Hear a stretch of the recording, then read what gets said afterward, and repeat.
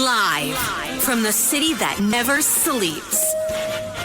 17 miles from Madison Square Garden, New York City. It's America at Night with Rich Valdez. America's favorite late-night talk program featuring interesting guests from around the world and calls from across America. And now, here is your host, Rich Valdez.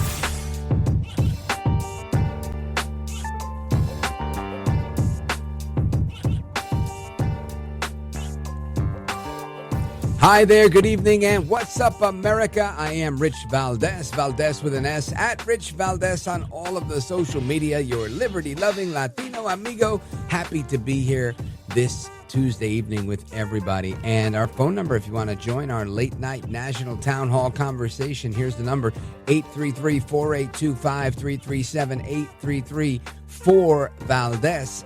And the Gallup organization has a poll out. Americans trust media less than ever. The trust in the media remains at a very low trend, as it has been trending low. The report shows that 31% are expressing a great deal or fair amount of confidence in the media to report the news fully, accurately, and fairly, similar to last year's 32%, but lower. And, of course, if you only have 31% of the people that trust the media, then that means you've got 69% that don't.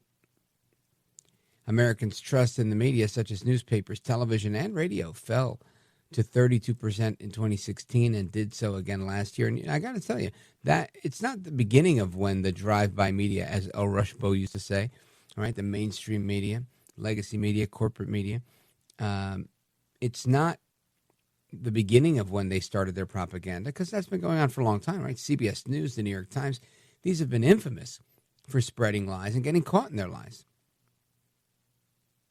Right? I'm trying to think. Let me see. Let's go back. George W. Bush, right? People didn't like Bush, but again, one of the reasons people didn't like Bush back then was because they were told he was this, that, and the third. Now we know otherwise about weapons of mass destruction and whatnot. Okay, got it. And his country club Republican stance on certain things, but for the most part, he was the brand of Republican we had at the time. And what's interesting is how the media constantly beat him up. They just beat him up, but that became a science, right? They perfected it when it came to El Trumpito, and of course they did it to Reagan. But with Trump, they continued to beat him up and beat him up. And look, it says here, this fell to 32% in 2016. Why? Because I think that's what they did. And then they just kept going and going and going. So this is the third consecutive year that more U.S. adults have no trust at all in the media. That number is up to 36%, zero trust in the media. Another 33% of Americans say they're not very confident in the media. And this has been going on since 1972, this poll. And you've got to see these numbers. Man, they're horrific. In 1972, 70%. In 1976, it went up to 72%, it looks like. Yep. And where are we today? Let's follow this little chart. I just told you, 31%. That is a massive drop in the confidence of the media. But why, right? I think we know why, but it's effective what they're doing. For example, yesterday, I was looking at, the Facebook comments and other social media comments, and I saw a comment from someone that I went to high school with.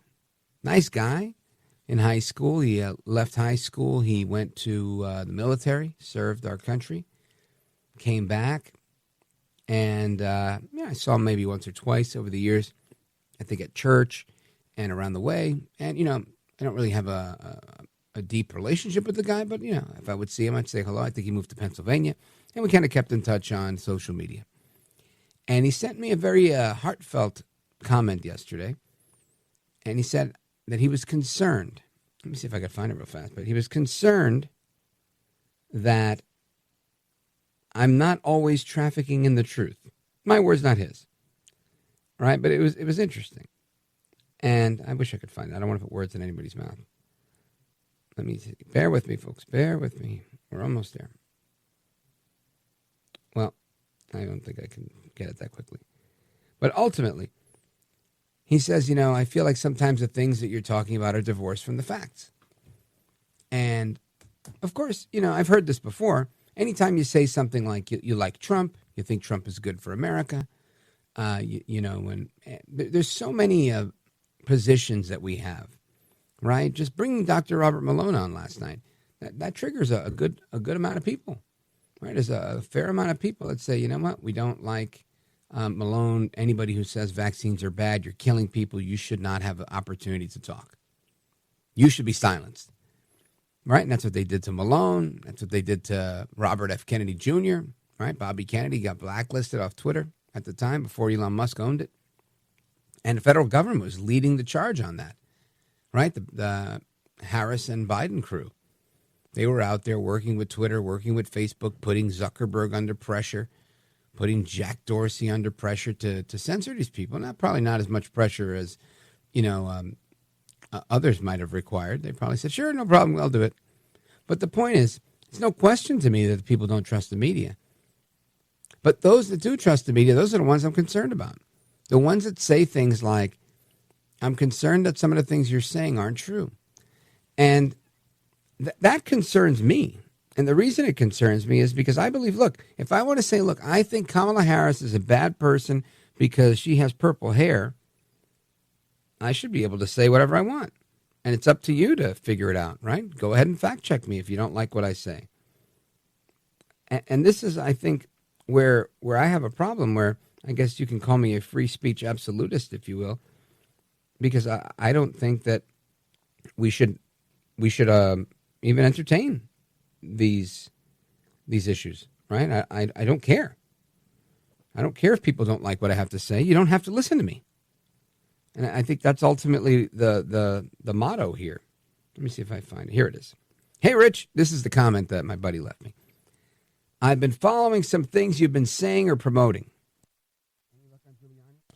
And I have to admit, I'm really concerned. It feels like the information you're sharing isn't aligned with facts.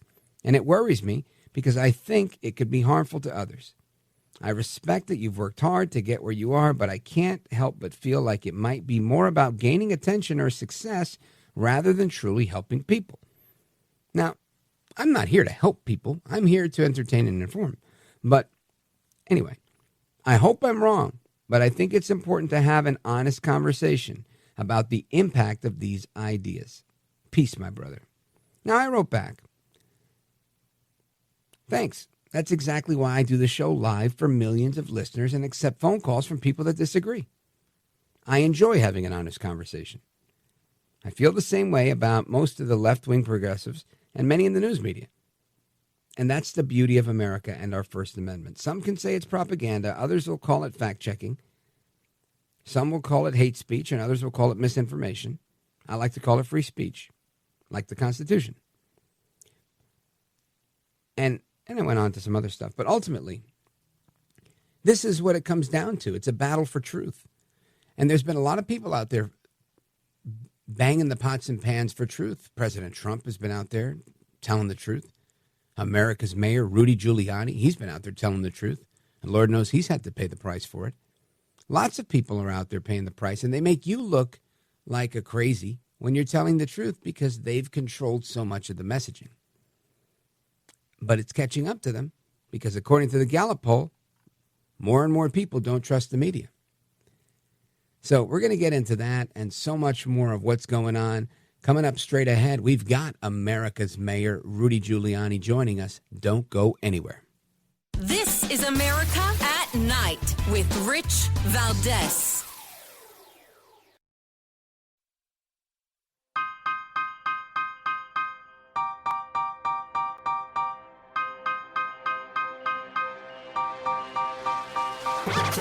Well, thank you, Rich, and thank you for everything. I know you very well, and I listen, but I have a lot of people that listen, and they love your show, and I appreciate it very much. America at Night with Rich Valdez. All right, amigos, welcome back, familia. We continue our conversation on how fake, phony, and fraud the media is. And, 20 years ago, almost probably to the day, right, in 2004, I was on the campaign trail for George W. Bush in Derry, New Hampshire. And I remember a lot of people getting excited because we were getting a very big surrogate coming through. And that surrogate was Rudy Giuliani. He pulled up in Derry, New Hampshire, and the crowd was going nuts. And he stood on top of I don't know if it was a milk crate or a chair. And it was just old school campaigning at its best, and people were excited. And he went on, George W. Bush, to win in 2004. And I feel like that energy is around right now. Fast forward some years, 4 or 5 years ago, I started working with Rudy Giuliani at WABC Radio and had the opportunity to fill in for him for probably over a month while he was fighting all these cases for President Trump. And that was a real honor and a privilege in my career. And it's always an honor and a privilege to bring him back on the radio. America's mayor, a man that held New York City together after 9/11. He's taken on transnational terrorists as a United States attorney, and he's defended this country and our president. Mayor Rudy Giuliani, welcome back, sir. Always a great pleasure to be with you, Rich. Always, sir. So we're going to get to the book, but I want to get your sense on what is going on with the race thus far. Trump seems to be doing fairly well in the polls, despite being undersampled and the polls underestimating, I think, his lead and his ability. The fact that we're having a rally at Madison Square Garden in a week and a half, to me, speaks volumes of the type of energy that's going into this election. What do you think is going on right now with the 2024 race? Well, Rich, if this were a normal race, a normal time, if we were 20 years ago, as you say, right? Yeah. I would have no doubt. I always have a little doubt and a little humility about an election. It always can go wrong. But I would say we're on our way to a solid to pretty close to landslide victory. However, given the unusual nature of the times, including, let me be frank, I mean, their ability to cheat, not just in the counting of the vote, but in the things that they organize before the vote. You know, you could say that the last election was a fraud without even getting to the counting of the vote. To cover up the hard drive was enough to make it a fraud. The people, the election interference. Yeah, 20% of them said they changed their vote if they knew that he was a crook. And the hard drive proves even more than people realize that he's a crook. And if that cover-up had been revealed, it would have changed the election. So what are they going to do this time? I don't think they're finished with their dirty tricks. They did almost everything conceivable to stop him last time. So they have an awful lot at stake. I'm not sure we even know how much they have at stake because they're acting like desperate people. The kind of lying and the kind of cheating. What about, earlier this year when 7 different states just took his name off the ballot? Amazing. Really no justifiable reason. They used insurrection, but insurrection hasn't been charged, proven, alleged. Now, Mayor, I want to ask you, do you think that was... How do you even justify that to your conscience? I mean, the Secretary of State... The Secretary of State takes him off the ballot? Now, do you think they did that just for the sake of lawfare, knowing that it would not stand up and that he'd get back on, but just to kind of get people thinking this guy's no good, let's get him off the ballot? Or do you think they really thought they had a shot of getting him off? It's a very good question. At that point, maybe it wasn't as clear that doing this helped him.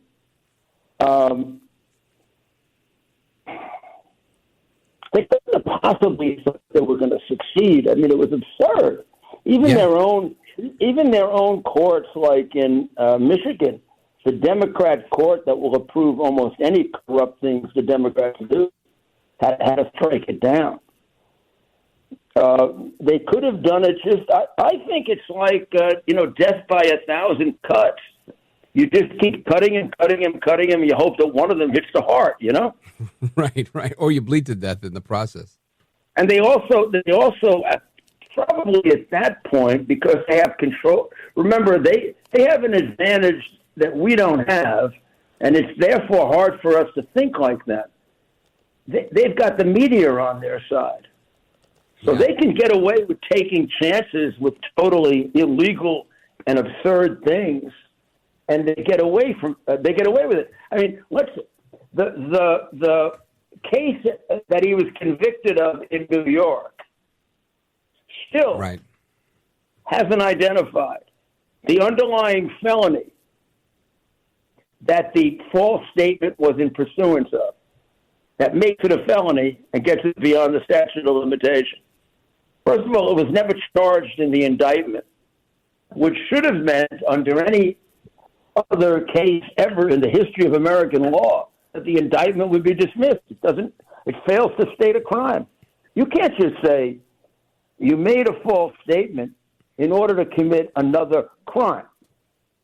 You have to say the crime, right? I mean, it would be absurd if you could do that.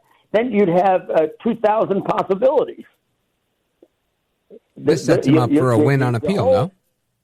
Yeah, of course it should be on appeal, but no honest judge would ever let anything like that get past him. I mean, you have to be a totally dishonorable judge. I mean, you learned that in the first 3 weeks of law school, that you have to plead a criminal and a civil case with necessary specificity.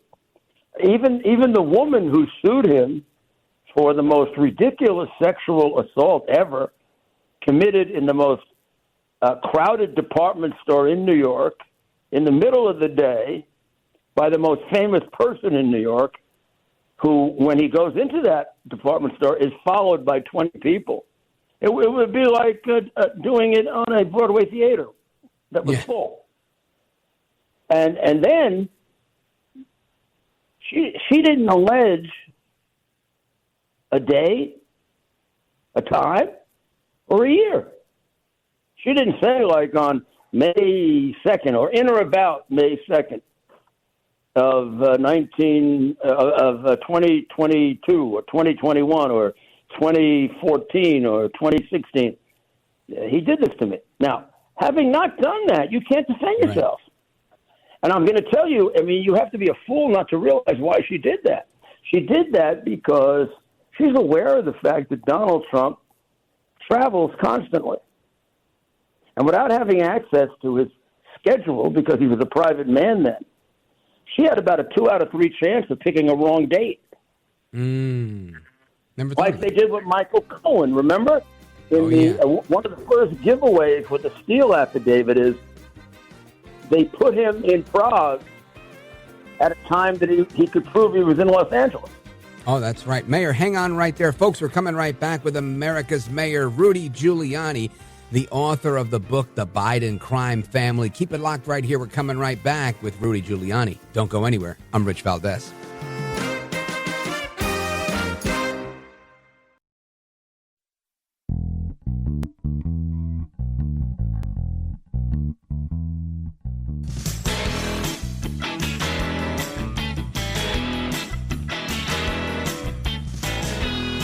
America at Night, your home for the best election coverage. All right, amigos, welcome back. Rich Valdez with you live until 1 a.m. Eastern Time. Our phone number is 833-4-VALDEZ, 833-482-5337 if you want to join the conversation. And we're jumping right back into our conversation live with America's Mayor, Rudy Giuliani. He's the author of a brand new book. And listen, you've got to get not one copy. You got to get 2 copies of the book, one for yourself, one to give away. The book is called The Biden Crime Family. It's on Amazon right now. I highly recommend you get 2 copies and check out his website as well, rudygiulianics.com. Now, Mayor Giuliani, I want to get into some of the other issues that are going on with this campaign cycle and everything that you've highlighted in the book and how it all kind of ties together. Let's talk about this because it's not just one more book on the Biden crime family, right? We've heard a lot about it. But this is a book from, in my opinion, one of America's best prosecutors, somebody who, took down the mob in New York City. Tell us why you decided to write this takedown of the Biden crime family. Well, I am the one who discovered it in the first place. I discovered the evidence way back in the end of 2018. Yeah, and a Ukraine trip. And then I developed the case before the hard drive. So the book will show you that we could have prosecuted him well before the election on evidence that is far greater than normally is the case. We didn't need the hard drive. We had his own admissions. We had financial documents. We had somewhere around 8 witnesses, including 6 Ukrainian witnesses that the embassy was holding up and blocking and intimidating, and the FBI was. We had a woman who had available the offshore bank accounts that the FBI never interviewed, who disappeared. The problem we had is we had a corrupt government, even under Trump. The FBI was, I thought the FBI, when I was doing it, was just not helping us. Now I find that the FBI was undercutting us. And then when the hard drive came, the case was ridiculous. It's provable all by itself. You just take the hard drive out, and there you can hear Joe Biden telling you that he's been lying all these years, and he knows about his son's foreign transactions. You have his son writing to his daughter that over 35 years I've given half my salary to my father. That's an admission. It's admissible in court, and it's very powerful evidence. A confession always has the argument that it's done under coercion, right? Right. But an admission, which you do freely in a conversation with your relatives, a judge will tell a jury has much higher probative value because it is enforced. And then, if you think about it, the half my salary explains all of the questions left by this case. Why would anybody pay Hunter Biden $3 million who's Russian? He can't do anything. He doesn't do anything. Why would a Ukrainian oligarch, organized criminal, pay him $8 million? And then you see what the oligarch got. He got the dismissal of the case against him. Right. That would have cost him a $30 billion company. And Joe engineered it. There are even tape recordings that exist, 4 of them, between Biden and the president of Ukraine, which the White House has never released. And this is before Zelensky, right? You're talking about Poroshenko? Yeah, this is both. Now, Poroshenko is up to his eyeballs in all this. Yeah. Zelensky is. Zelensky is completely knowledgeable of all of the bribery that the Bidens are involved in. He probably knows bribery we don't know, which involves the offshore accounts. He is also completely aware of and has all the evidence on all of the oligarchs in Ukraine who have been stealing money year after year after year. And most importantly, he's the creation of one of the crookedest oligarchs in Ukraine, Kolomoisky, who ran the money laundering bank, Privat. And he was exiled and brought back by Zelensky. That guy made Zelensky a millionaire. So when you talk about money to Ukraine, nobody raises the question, how is there any assurance that any of it gets to the front lines? Do you think they're kind of brokering it out to lots and lots of people, or is it all going into the hands of a select few? No, the answer they give us is really very unsatisfying. McConnell says, a lot of it is going to the American industrial complex, military-industrial complex. Of course, the reason we have a Foreign Corrupt Practices Act is because they're so corrupt. Right. So I mean, this is a country that, until Zelensky came along and before the Democrats wanted to protect it, was known as the second most corrupt country in the world to Russia. There's nothing that has happened between then and now that makes it anything other than the second most corrupt country in the world. For that country to get $160 billion unaccounted for, where Biden has refused to create an accounting system for it. And there's every reason to believe that Biden would do that because he's up to his eyeballs in Ukraine. You know, he spent the last 3 of the 4 days he was vice president in the Ukraine. Biden did. That was to make sure that everything was all tied up and that he would get continuing money. So the reason I wrote it is there's an awful lot there that has to be uncovered if we're going to fix the deep state.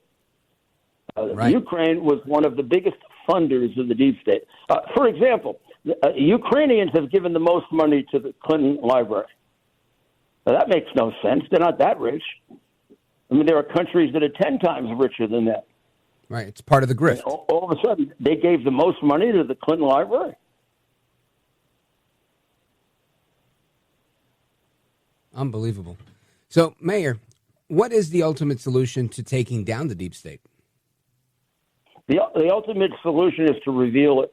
It isn't always necessarily to prosecute it. Some of it, I mean, I don't think that Trump should devote his administration to prosecuting endless numbers of people. I think he should prosecute the most serious cases that will illustrate and prove to the American people the era of criminality that we've gone through, which is probably the worst in our history. These are our biggest scandals. You know, Spiro Agnew, I made a mistake the other night. I gave a speech to the Conservative caucus, and I said, you know, Biden took $3.5 million just from Russia, $21.5 million in one transaction with Red China. Spiro Agnew got thrown out of his job for a $5,000 bribe. I feel like he probably should be commuted. Right. And somebody this guy a break. Me and said it was actually $2,500. Oh boy! I mean, I prosecuted a congressman for $40,000-$50,000 bribes. Right. The mayor of New York right now is under this very serious investigation by Biden for $125,000 in upgrades for travel because he opened his mouth about Biden. I mean, you almost can't prosecute cases without people saying I'm being treated unfairly, given what the Bidens have gotten away with. And then there's no doubt there are a bunch of others involved with them, and they're the ones who are scared like hell that Trump is going to become president. What about Obama? Obama just sat by and watched all this? It can't be. Guy's rich as hell. Yeah, he sure is. Hundreds of millions of dollars. Folks, we're on with America's Mayor, Rudy Giuliani, former mayor of New York City. He's the author of the book, brand new book, The Biden Crime Family. Make sure you get 2 copies of the book, one for yourself, one to give away. And Mr. Mayor, we're about, 2 weeks away, a week and a half away from probably the biggest political rally I've ever seen in New York City in Madison Square Garden. Can we expect to see you there? Oh, yeah, sure. I wouldn't miss it for the world. I mean, it brings together so many things from my childhood, from going with him as his friend to boxing and basketball and hockey. I mean, he's a big sports fan. Yeah. And a lot of our relationship really developed over being mutual friends with George Steinbrenner. And also, you know, I go back to the old Madison Square Garden. Right? Wow. I remember the Kennedy rally in Madison Square Garden. Cool. So this is quite something. And you know, I talked to him today, and I said that the rally is really for the whole country. It's not just New York. People are wondering, well, why is he rallying in New York? He can't win New York. First of all, I think it's an outside thing that he could win New York. Not impossible. There are Right. 4, maybe 5 critical congressional races in New York. That's why he was just in California. There were 4 critical ones in California. A lot of people like to say the majority of the House goes through California and New York. And the districts that these people are running in most cases, he happens to be more popular than them,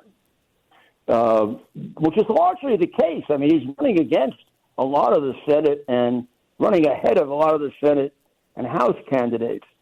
So his presence is very important. But also, I think a rally in Madison Square Garden, and let me be a parochial New Yorker, is really a rally for America. Yeah. It says something different than any place else. You know, it's Jack Dempsey fought there, and Joe Louis, you know, beat Max Schmeling there when it meant something to the Nazi movement. It's got more of a history of sports other than baseball than just about any place. And let's not forget, 17 floors above Madison Square Gardens, where we both started our radio career. Yes, it was ABC. And so Yep. did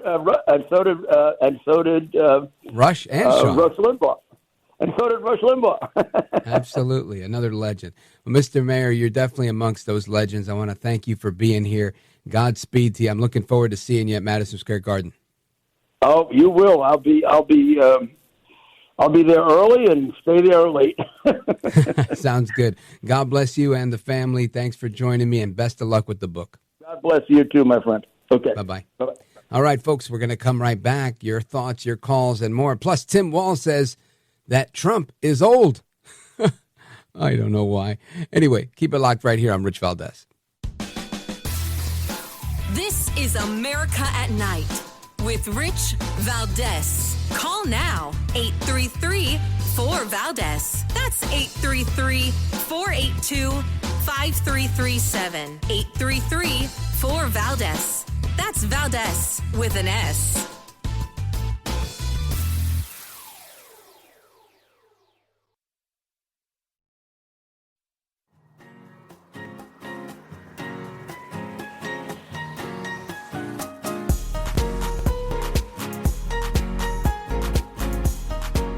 I'm so glad to be on your show, Rich. It's just an amazing broadcast that I hope the rest of America listens to every day. America at Night with Rich Valdez. All right, familia, welcome back. Amigos, we continue. And again, you're tuned into my favorite talk show on the radio, Rich Valdez, America at Night. I'm live with you till 1 a.m. And something I want to talk about is what we've been talking about, how the media is influencing people to hate Donaldus Magnus, El Trompito, the 45th president of these United States. And now even Joy Reid is saying that the media is fake news and that it's even affecting Democrats. Listen to this. And some Democrats are starting to believe the disinformation, too. Have you noticed how sharply the polls have shifted in Trump's favor over the last couple weeks? With these claims that Trump is surging with Black and Latino voters and leading in every single swing state, according to secret internal polls, despite all the Hitler talk. Yes, this race will be far too close. Because unfortunately, we do have a fascist groundswell in parts of this country, mainly among white men, let's be clear, but in small pockets among Black and brown men, too. This happens to be a global phenomenon as women become more economically independent and seek positions of power. So there you go. In that short soundbite, she called you a fascist, a sexist, what else? And a racist. Right? Because it was about Black and brown men. It was about women that are making money and men are trying to come at the women. I mean, it's amazing to me, and a sucker, right? She called you a rube because you're believing the misinformation. And again, she's talking about the Democrats here. She's not talking about Republicans, because we're the fascists. We're the growing white men fascists, even though I'm not a white man, right? Even though so many of our guests that we bring on here are not white men. You've got tons of Hispanics and African Americans that are supportive of President Trump and conservative policies and positions. But Joy Reid doesn't care about that. She's here to divide and to conquer. And I think she really just doesn't believe that that could happen. Just like my buddy who wrote me that comment on Facebook. He doesn't believe that we can like our country, that we can stand up for what we think is right, that we can believe that the hype against Trump is fake, phony, and fraud. It's a bunch of lies. And we know the truth. And as I look at this sometimes, I feel like, man, aren't we enlightened, right? Enlightened, excuse me. Aren't we the enlightened ones that are able to see the fake news for what it is, that are able to hear Joy Reid and realize that she's coming at this from a position of emotion, right? This is no longer her, and I get emotional too. You show me some audio or a video clip of a girl getting raped by an illegal alien or anybody else, right? Somebody that was trafficked or kidnapped. I have a soft spot for things like that. That's horrible. I don't want to see that. It gets me very emotional.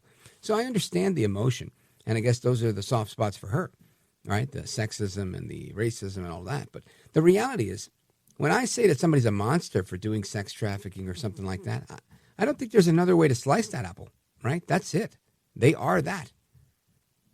When she says that you're a fascist because you like Trump, I think that's debatable, right? When she says that the reason that people are voting for Trump is because women are earning more money and we're sexist, I mean, this is so far-fetched. It's crazy. When she says that the fact that black and brown men are gaining, it's because of inherent racism, yeah, that's stupid too. You've heard the callers on this program call here and say they're supporting Trump because they didn't like the way that what's his name, number 44, Barack Obama spoke to them the other night. So Joy Reid, you screwed up on this one. I don't think you got anybody convinced. But we're going to continue.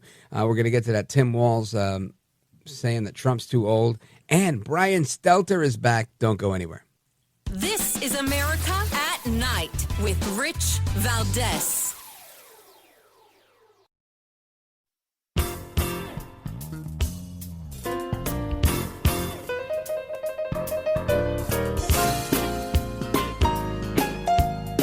She's ready to be commander-in-chief, and she released her medical records. Straight, clean bill of health. Physical, mental stamina to do the job. Now, I think you all know where I'm going with this, don't you? We're all wondering. Donald Trump said that he would release his numbers. He would release his medical records. Look, he says now, I think he forgot to do it. He's been forgetting things. We'll give him a break on this, But Kamala Harris is right on this. Watch his rallies. He's confused. He's a nearly 80-year-old man. He's ranting and rambling until people get bored and leave his rallies. That's happening. But here's the thing about this. It would be funny if it wasn't so dangerous.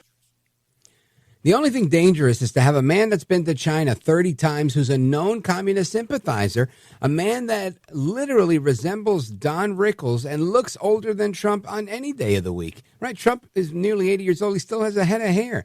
I mean, on every metric, I feel that Trump beats this guy. Every metric. Anyway, Tim Walz, I think, is just jealous of El Trompito. And I got to tell you, I've said it before and I'll say it again.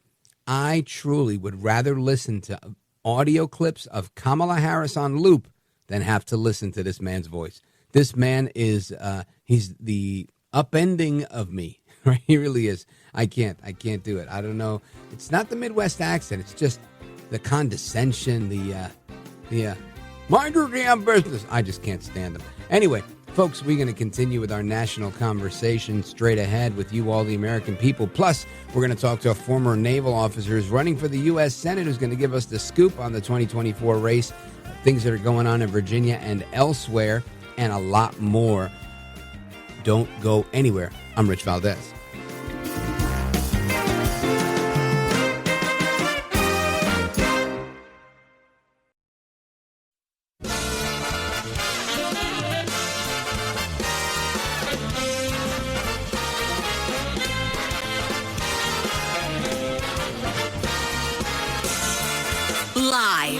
from the city that never sleeps.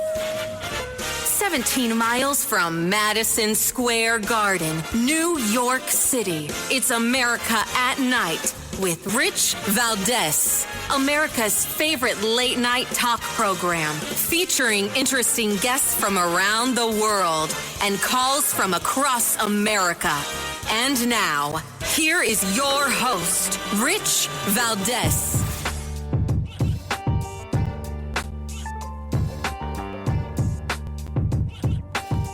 Hi there, good evening, and what's up, America? I am Rich Valdez, Valdez with an S, at Rich Valdez on all of the social media. Welcome to hour number 2 of the program. If you want to join us by phone, it's 833-482-5337, 833-4-VALDEZ.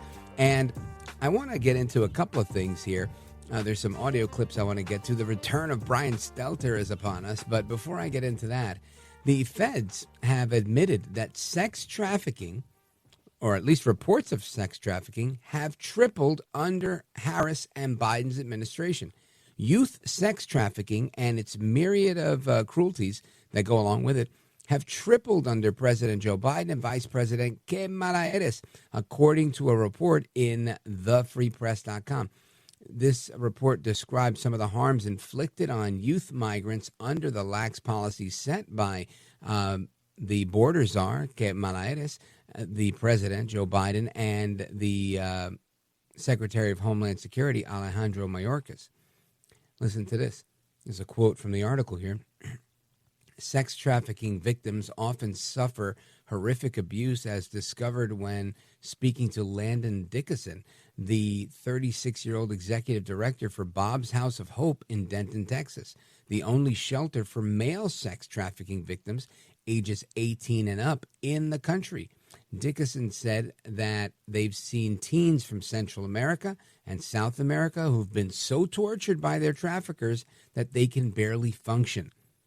Dickinson said that it might be Dixon, but there's an E in there, so I don't know if it's like silent E, Dickinson or Dixon, described caring for teens who have brain damage from being so heavily drugged, teens who've had their fingernails pulled out and lemon juice poured on their wounds.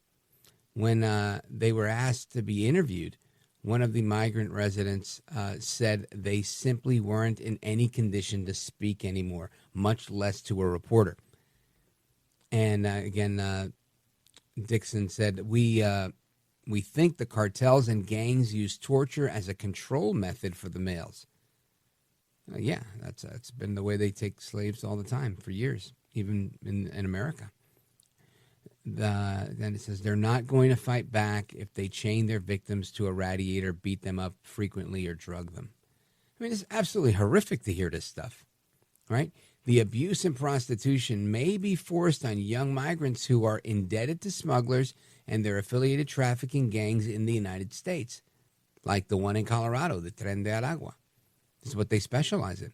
If they can't pay their debts, their families can lose their farms back home, or banks can foreclose on these homes. The rising number of youth sex trafficking cases was posted at the Department of Health and Human Services when the Free Press demanded the data under the Freedom of Information Act. The agency is responsible for checking and issuing certification and eligibility letters to the children and youth who first requested aid after escaping sex traffickers. Isn't that something? 3 times the amount in their tenure than anywhere else. I don't mind if I'm wrong, and I hope I am, but isn't it weird, odd, unusual that we have this massive influx, this 3 times the amount of sex trafficking cases at our southern border when Joe and Capt come to office? Kamala Harris should be ashamed of herself. I've said it before and I'll say it again. These two, along with Mayorkas, they are transnational criminals that are facilitating the biggest human smuggling operation we've ever seen in our country's history, and they're doing it right at the southern border, and they're using your tax dollars to do it. In the past, I've said they were aiding and abetting the cartels in this underground railroad. But nope. I don't think they're aiding and abetting anything. I think they're the guilty party. I think they're leading this underground railroad, this largest syndicate of people smuggling that we've ever seen. I think the cartels are just their partner. And that's a sad thing. What do I base it on? I base it on these countless articles that I read about these things. You've got 5,517 letters that have been sent out since October of 2020, an average of over 1,000 a year, where nobody finds out what's going on with these kids. You've got hundreds of thousands of kids that are missing, right? The HHS can't find them. They say, yeah, we've sent them out, but we don't know where they are, if they're with their sponsor. They don't show up for court. We don't know. They're just lost. Little kids, minors, unaccompanied minors, just gone, vanished. You tell me. I'll tell you what. That Trump's kids in cages thing didn't sound so bad. At least we knew where they were. This sounds like a convenient excuse to go, I don't know where they are. Good luck. Maybe they're working in strip bars. Maybe they're, who knows where they're working. Do you remember, for those of you that listen to the Jim Bohannon show, I did an interview. My first day, actually, it was this week, 2 years ago, right? It was the 17th of October, right? Because Jim Bohannon's last day was yesterday, 2 years ago. And the 17th of October was a Monday. I interviewed Mark Levin, and then I interviewed another gentleman whose name right now I can't recall. But his story was so wow, is all I'm going to say. This man was a attorney and a fundraiser for the Democrat Party in California. And he said that he was kidnapped when he was 4 years old and kept on what he called, his words, a pedophile farm. And we have this conversation somewhere. Maybe we can get the audio and replay that part of the interview, because this was a fantastic interview. Not because of good things happen, bad things happen, but very eye-opening. 4 years old to 16 years old. For a dozen years, he lived on that farm. And he said it was a pedophile ranch. People would go there on vacation and have at it with whatever little boys they wanted. And he was one of those little boys for over a dozen years, from 4 to 5 to 6 to 7 to 12 to 13 to 14 to 15, until he aged out and was able to leave at 16. Horrific abuse. Horrific abuse. And then he went on to become a lawyer and turn his life around, and he held on to God. It was really an amazing story. But the point is, this is brutal. Brutal. And Kamala Harris is allowing this to happen on her watch. We can't allow this to happen. We have to humanize this. We have to put a face with some of these crazy numbers. You start to look at numbers too much, it gets blurry, right? It's tunnel vision. You don't know what's going on anymore. You forget that these are real people.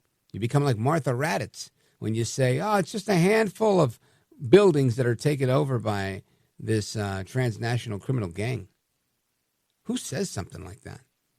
What's wrong with that woman? Talk about being detached. That's what happens when you make too much money and you just don't know what's going on, and you operate in hate instead of operating in love or compassion. They're so busy hating Trump that they can't focus on doing the right thing by humanity. And it's a shame.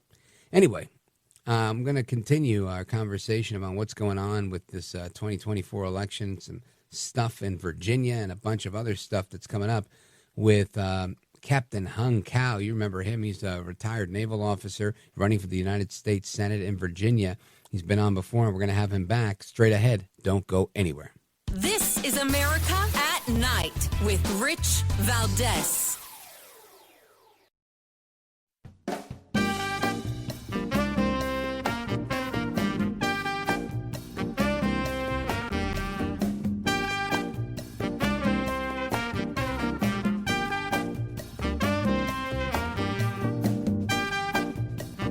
Well, thank you, Rich, and thank you for everything. I know you very well, and I listen, but I have a lot of people that listen, and they love your show, and I appreciate it very much. America at Night with Rich Valdez. I just haven't gotten over something the Justice Department did yesterday, where Virginia cleaned up its voter rolls and got rid of thousands and thousands of bad votes, and the Justice Department sued them that they should be allowed to put those bad votes and illegal votes back in and let the people vote. So I haven't gotten over that. A lot of people have seen that. They can't even believe it. That is President Trump reacting to the fact that Virginia took all these people off their voter rolls, and the Department of Justice says that this was illegal.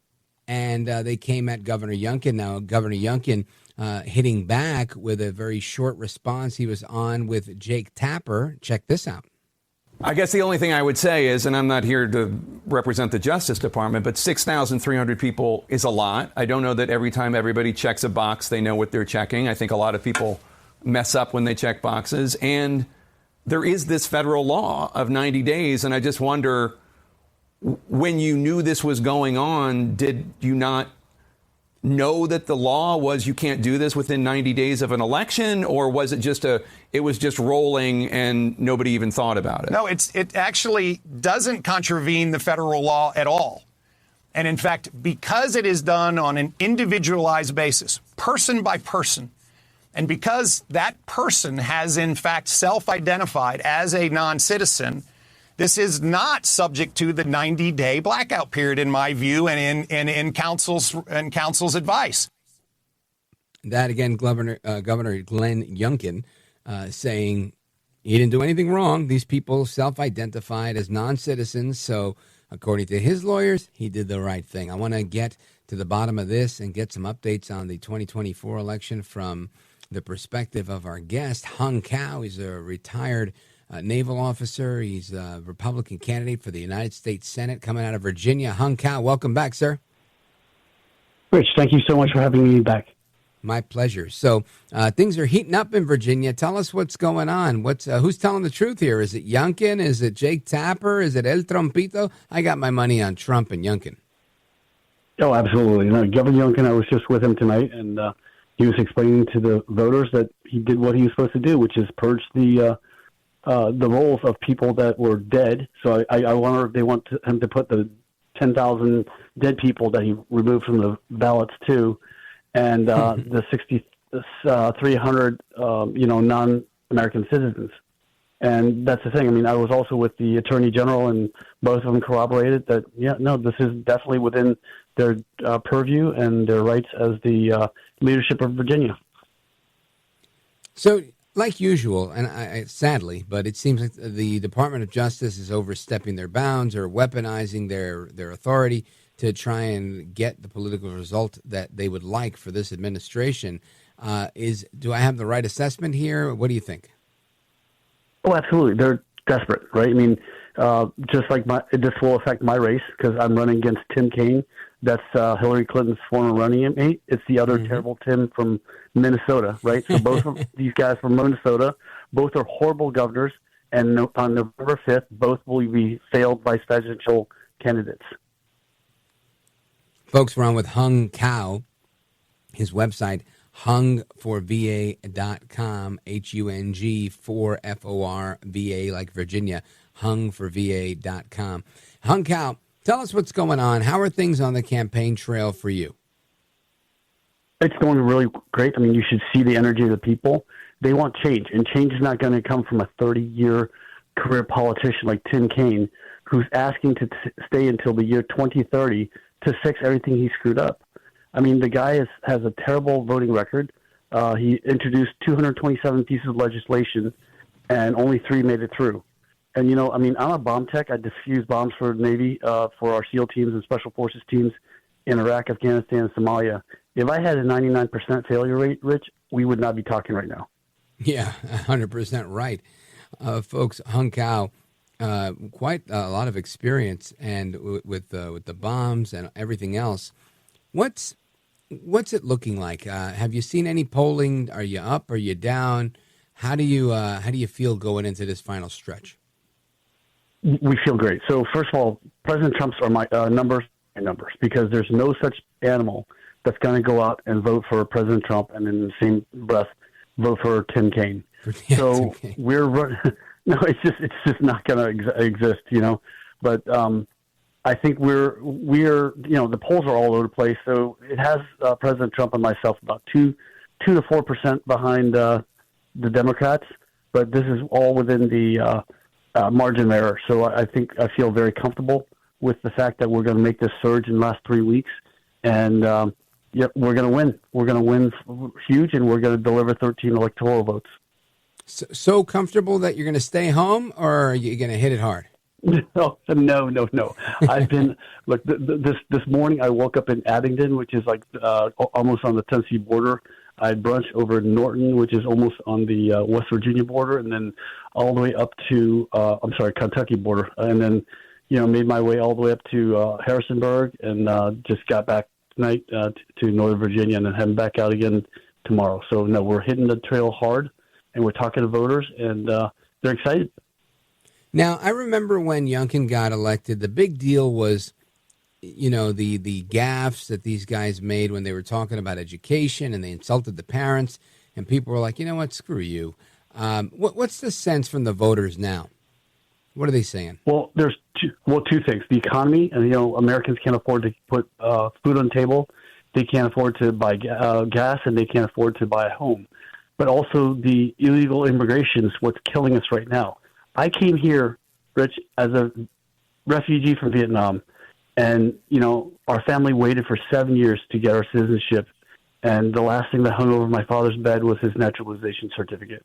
We're proud to be Americans. That's why I wrote a blank check up to including my life to defend this country in Navy Special Operations. And, it's hurting us, especially when you're housing illegal aliens. You're paying $1 billion a day to feed and house them, and when you have Americans, including Virginians, who are dying from Hurricane Helene, and all they're getting is $750. And you know where the leadership was? Joe Biden was on the beach. Kamala Harris was at a fundraiser with billionaires, and Tim Kaine was at a pig roast while Americans and Virginians were dying. President Clinton said over the weekend that Lincoln Riley might be alive, in so many words, if we were vetting people at the border. I think that's an accurate statement. Then he went on to talk about how we need migrants because we have low birth rates in America. What's going on there? Well, are these the same people that want abortion on demand? I mean, I just don't understand. We want, if we want higher birth rates, I have 5 children and one of them was adopted. Why can't we do more to streamline streamline adoption, and as well as help with fertility treatments? I mean, 3 of my kids were born from fertility treatments too. So, we need to be able to do that and increase American, basically be pro-family in this country. But also, I mean, look, we do need immigrants in this country, but you need to come here legally. Like I said, my family waited patiently for 7 years to become American citizens, and everybody else can stand in line also. Hung Kao, we got 40 seconds to go. I want you to give us your final pitch and give everybody the website where they can donate to the campaign. Please go to hungforva.com. Look, the question is very simple. Are you better off today than you were 4 years ago? If you say yes, you're probably an illegal alien. But the fact is that we're not better off, and we need change, and change is going to come on November 5th. Outstanding. Hung Kao, you're a gentleman, a scholar, and a patriot. I appreciate talking to you. I hope to talk to you again soon as a U.S. Senator. Godspeed to you, my brother. Thank you, sir. You bet. All right, amigos, we continue our conversation about what's going on in Russia. Are the Russians going to back up, or the North Koreans going to back up the Russians with the Ukrainian war? Don't go anywhere. More to come on that topic straight ahead. I'm Rich Valdez.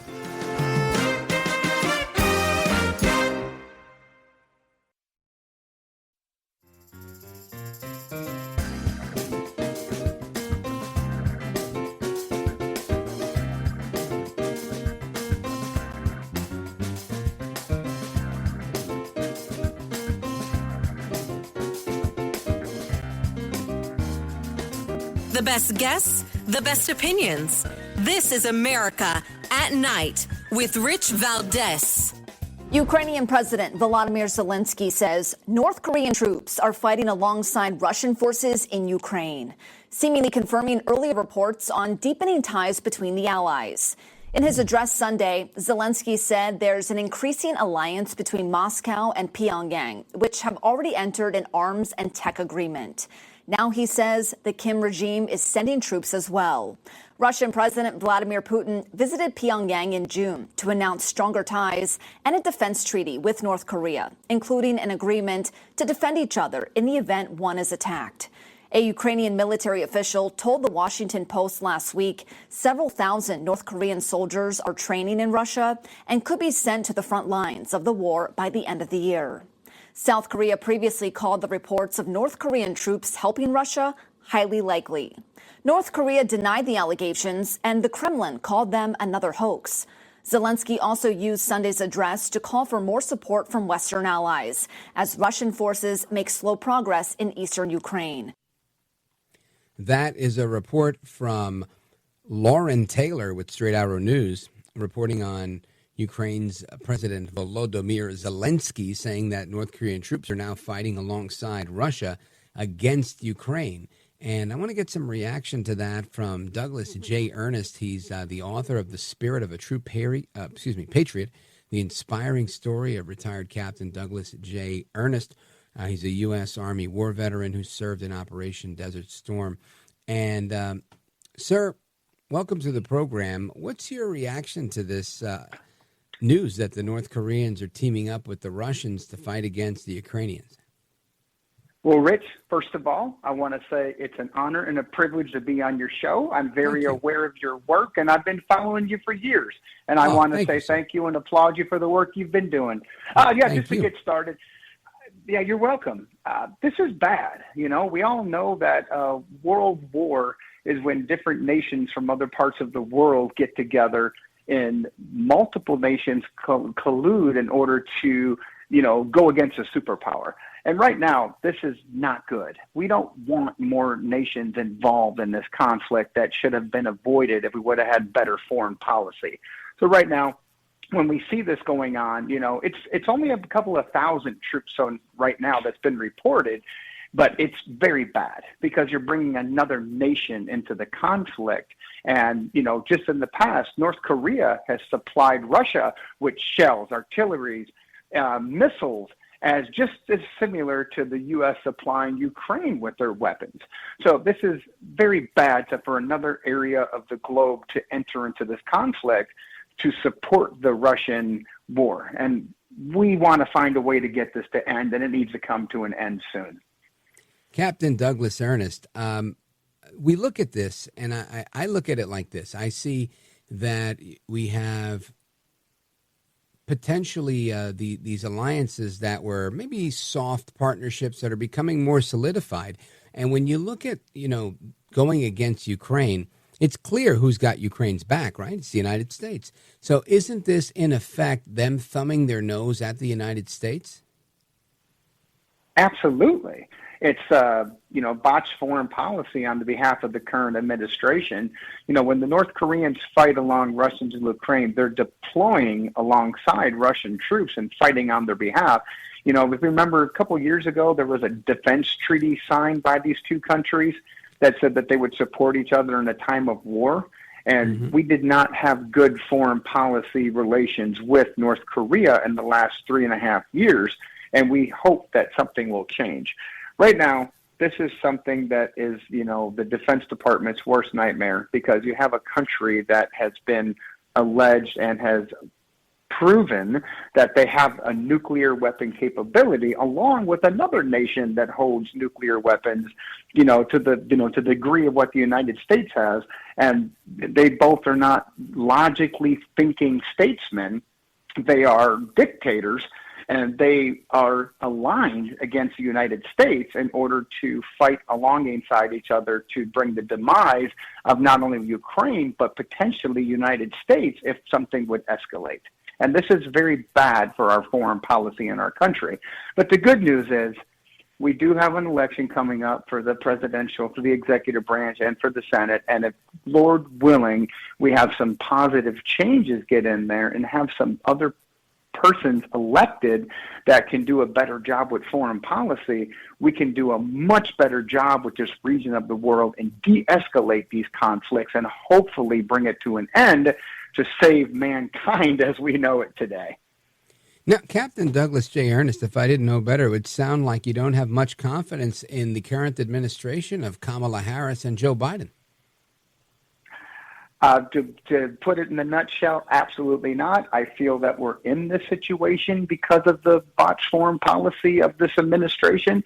We know, and I don't want to downplay or disparage Biden's service of 50 years to his government and to his country, but he's not cognitively fit to serve in the capacity as commander-in-chief. It's been evident, it's been substantiated as we've seen him, in the last debate and from the news media hiding him. And he's not making the decisions for foreign policy right now. Somebody else is making these decisions. He doesn't have the cognitive capability to do so. He doesn't have absorptive capacity to take in what's going on and make decisions, playing risk, playing war games, meeting with generals. Somebody else is telling him what to do and making these decisions, and it's extremely dangerous. We've had debacles across the world, and we're now watching multiple fronts of war go on around the world that's similar to the start of a world war. So no, I'm not confident they can do a good job. I'm hopeful that the next administration in the next 3 months that comes in will be able to maybe not fix it, but relieve the tension. And if you can relieve the tension on this side of the globe, we will demonstrate that we want peace and we want to end the suffering of the humans in that part of the world. And we can document through our foreign policy that we can do better. We can inspire others to de-escalate, and we can bring peace to this region. And at least we can do is relieve the tension that seems to be increasing and increase to have the snowball effect right now, which is not only killing people from both sides, but you're having other countries enter a conflict, which is one of the most dangerous things you can possibly have. And I'm sure, your listeners are out there watching it. I'm sure it's on every TV news channel and some of the top news stories. More countries entering a conflict to align with the dictatorship is very, very bad for the world. It's very bad for the global effort for peace, and it needs to come to an end. It needs to de-escalate as quickly as possible.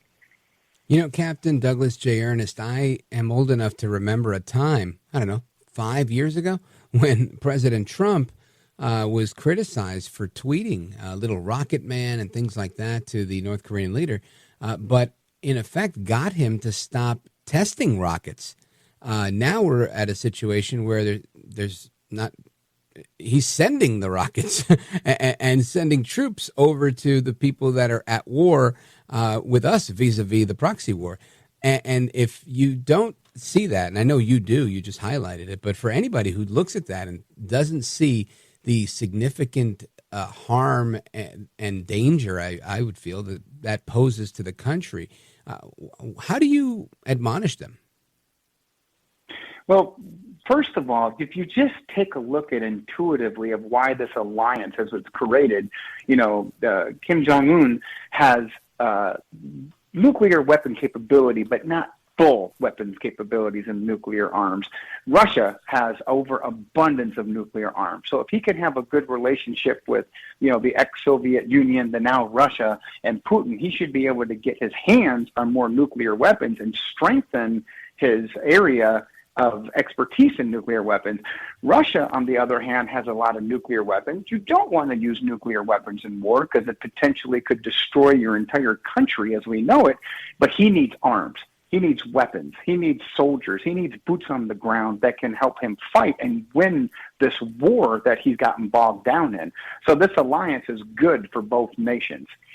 President Trump did an excellent job of containing him. He didn't alleviate the threat, but if you remember, there was that infamous picture where President Trump went and met him at the DMZ. And right. Kim Jong-un was, friendly with President Trump and was joking around with him and laughing, and it was a positive relationship. It was a little heated at times. There was some tension, if you will, and later it de-escalated and he kept it at bay, and we were in a very, very peaceful state around the world at this time. We were strong.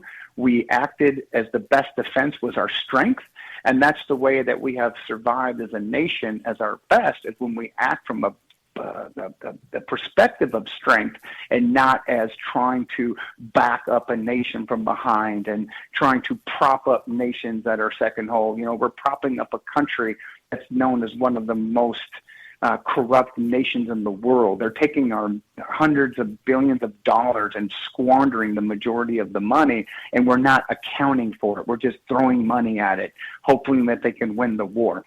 I would argue that if President Trump or a different leader was in there, they would not have allowed this war to happen.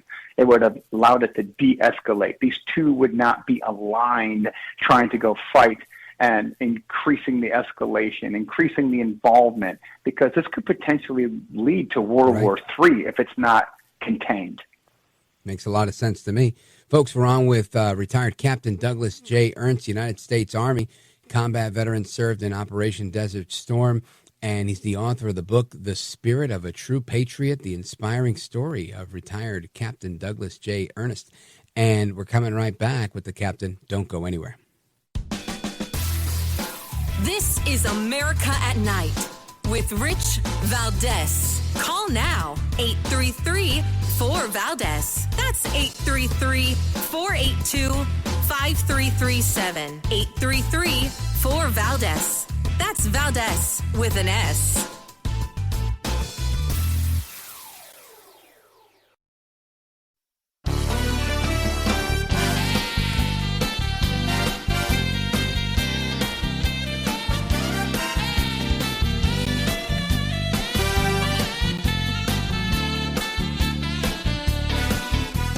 You have experience and skills in interviewing, or you wouldn't be on your program. America at Night with Rich Valdez. The unused roads and rail lines that once linked North Korea with the South were blown up in a spectacular and symbolic display of aggression.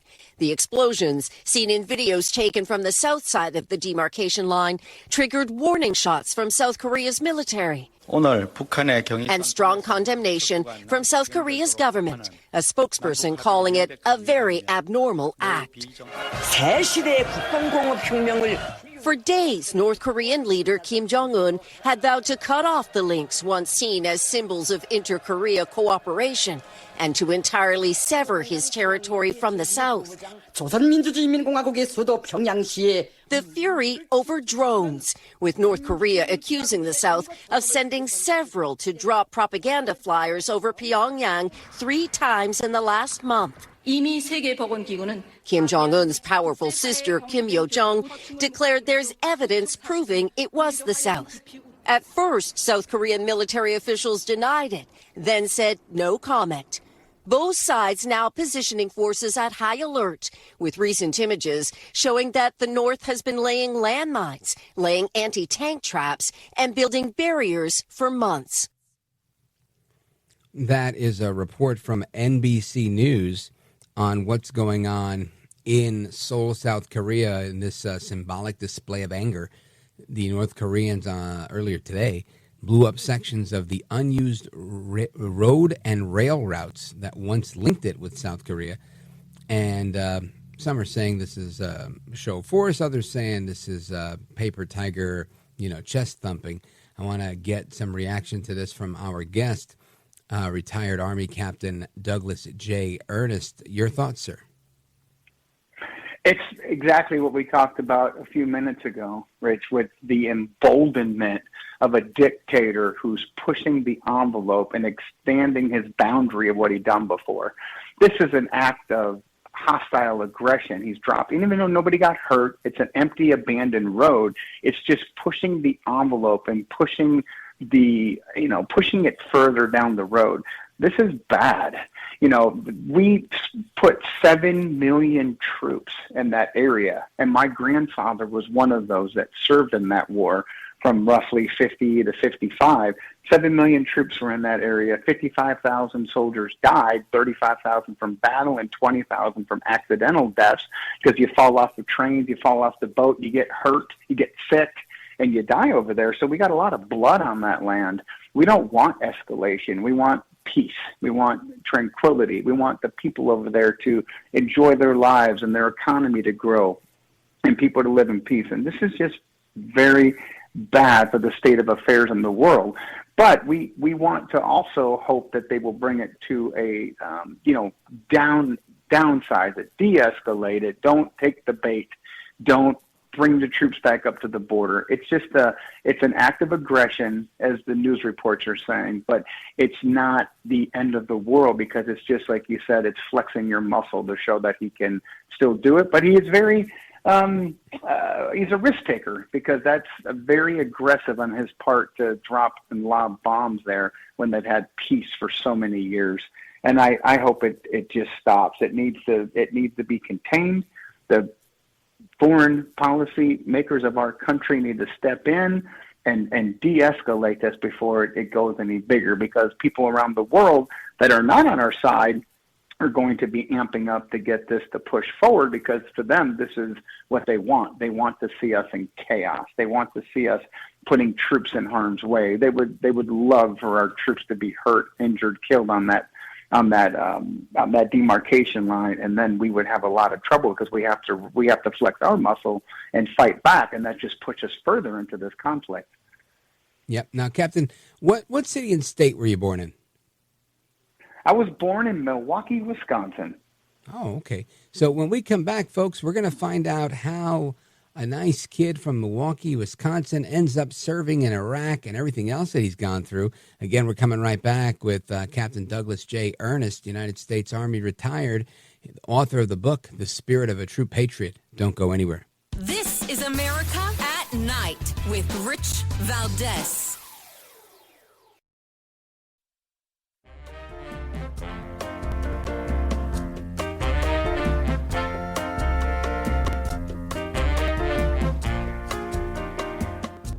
Call now, 833-4VALDEZ. That's 833-482-5337. 833-4VALDEZ. That's Valdez with an S. All right, amigos, welcome back. We're cruising right into open phones across America, coming up straight ahead. But right now, I want to get the answer from retired Army Captain Douglas J. Ernest on how a nice kid from Milwaukee, Wisconsin ends up becoming an Army captain. Sir.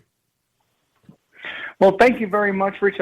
My story starts out as a 17-year-old kid that joined the Army to get something called the Army College Fund. My family didn't have the resources to be able to send me to college, so I decided to use the U.S. military.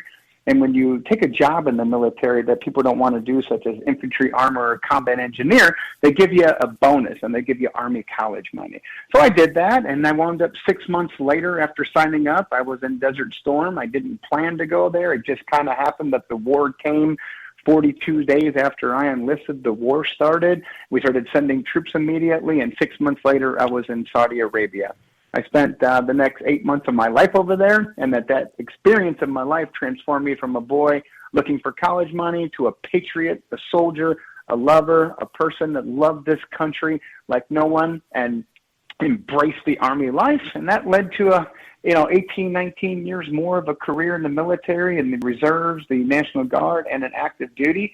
And one of the best careers, best mentors, and probably the best experiences anybody could ever had. And later down the road, I used those experiences and training to start my own business called Corvette Warehouse, a car dealership in Dallas, Texas. I know we're getting pressed for time. I just want to let you know, if people want to check out the book, the name of the book is The Spirit of a True Patriot.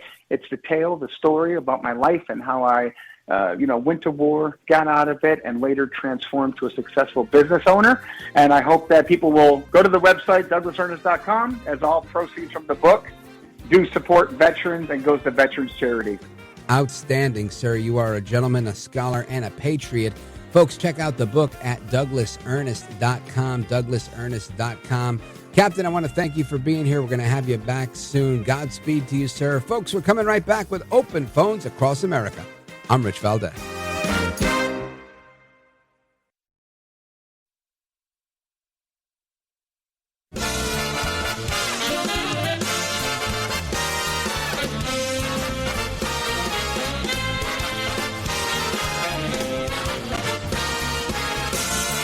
Live from the city that never sleeps. 17 miles from Madison Square Garden, New York City. It's America at Night with Rich Valdez, America's favorite late night talk program, featuring interesting guests from around the world and calls from across America. And now, here is your host, Rich Valdez.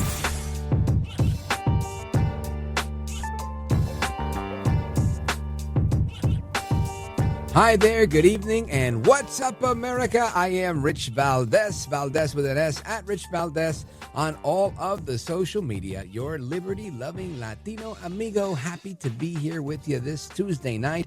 We are live, we are national. The phone number, if you want to join our late-night national town hall conversation, 833-482-5337, 833-4-VALDEZ, and I want to get into a bunch of things. It's going to be one of those smorgasbord type of hours because there's a lot I want to talk about and only a little bit of time. You know, an hour in radio with commercials and everything, you're like 38 minutes. And that's really not enough to get to everything. But listen to this. There's a report that just came out. 30% of the cameras on the U.S. southern border are broken. How's that for ineffective? Then earlier I read this one. Maybe you're just tuning in. Listen to this. Reports of trafficking, child sex trafficking to be exact, have tripled under the Harris and Biden administration. Can you believe that? Who put the report out? The feds did. This is from a United States Department of Health and Human Services report. They put this out there. Unwilling, right? They were FOIA'd, but after the Freedom of Information Act request, they posted the number of youth sex trafficking cases that have now tripled under this administration. That doesn't surprise me, but it's really, really disappointing. Let me see. You got 92 people missing after this Hurricane Helene. That's still ongoing. Let me see. 3 illegal immigrants are arrested in Florida for what? Sexually assaulting a child. The other day I read you an article. It's dated a couple of years back. And there was an accompanying news report of the gang MS-13. That's a violent gang out of El Salvador, where they were convicted for murdering people, 2 young girls, for the specific purpose of sacrificing her in a satanic ritual. So for anybody who thinks that was a one-off, it's not. You can do some research on that one. Apparently, Satanism runs pretty deep in the MS-13 gang, something I wasn't even aware of until, a year ago or so. And that's crazy. Right? So when you start seeing these stories now, 3 illegal immigrants arrested in Florida for sexually assaulting a child, you start to think, what's wrong with these people? Now you know what's wrong with them. They are doing a sex sacrifice, likely, right? These are not just migrants. This is not the people that are coming here for a better life or even a meal ticket or anything like that. These are the people that are escaping the jails in other countries. And they're coming here to do their satanic rituals. I'm out on a limb on that one, right? Somebody's going to say, oh, that Valdez, he's got his tinfoil hat on again. Problem is, I'm usually not wrong with stuff like this. As you dig into it, you find out a lot more. There's a reason why we have unaccompanied minors. And it's not because there's a bunch of kids coming here because they're looking for a better life in America. And their parents can't come. It's because they're being kidnapped in other countries, and we're bringing them right into the United States. It's like there's money laundering. We've got child laundering. And it's being facilitated by our government. Our government is in cahoots with transnational criminal organizations. How's that for Trump is bad? How's that for mean tweets? How's that for he's a threat to democracy? Not in a million years that Trump would do something like this. Not in a million years. In his racism, in his misogyny, in his whatever ism that you want to attach to him. Not in a million years. Yet it's happening right here under our noses, and everybody seems okay with it.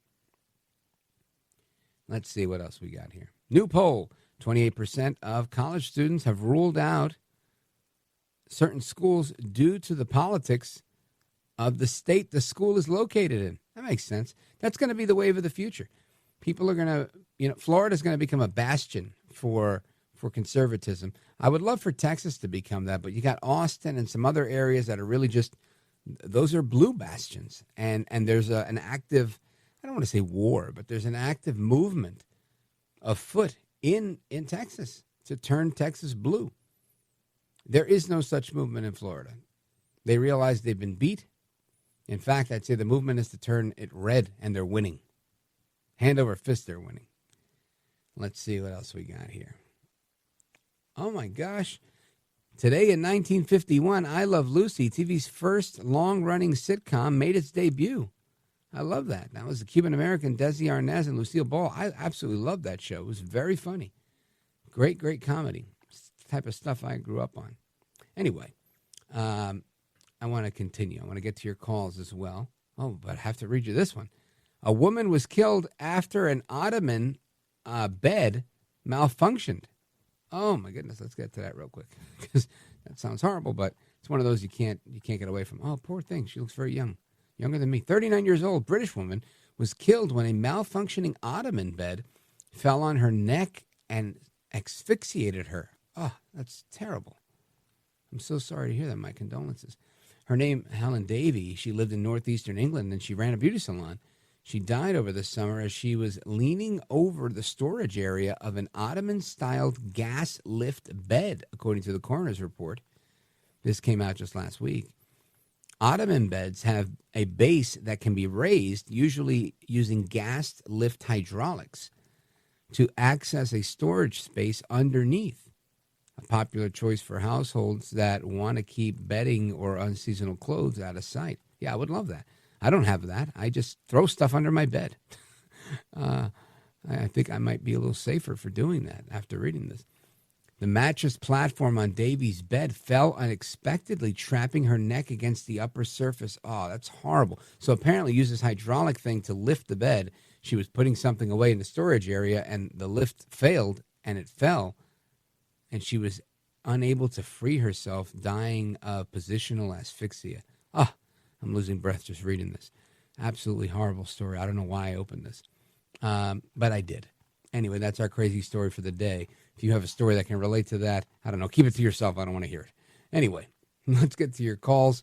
There's so much I want to talk about. The return of Brian Stelter. I'll get to that when we come back from the break.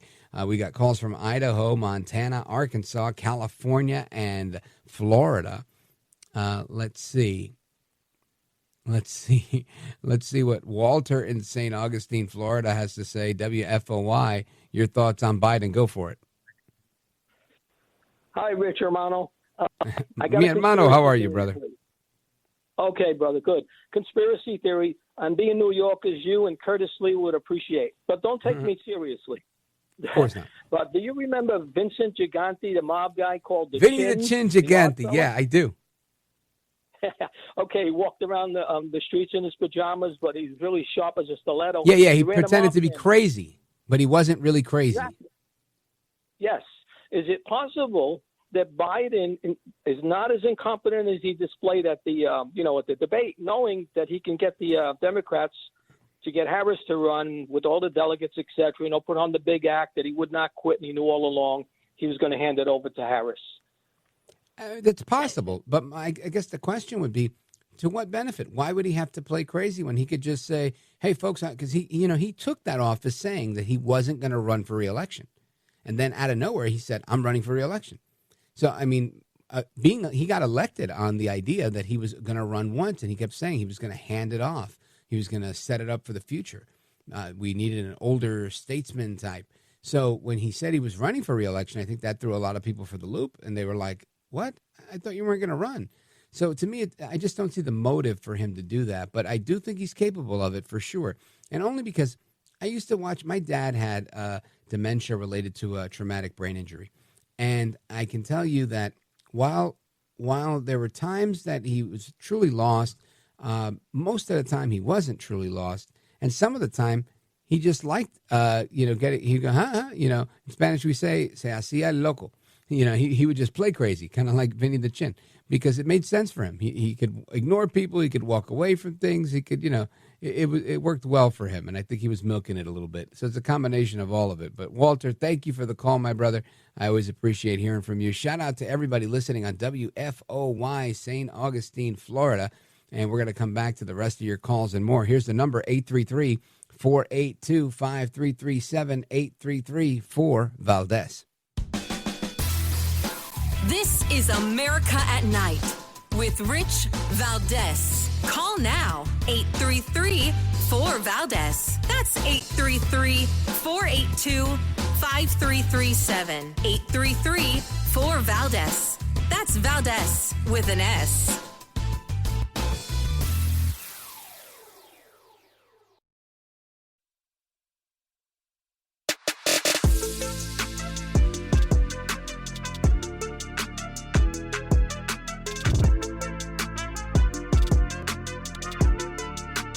Call now, 833-4-VALDEZ. That's 833-482-5337. 833-4-VALDEZ. That's Valdez with an S.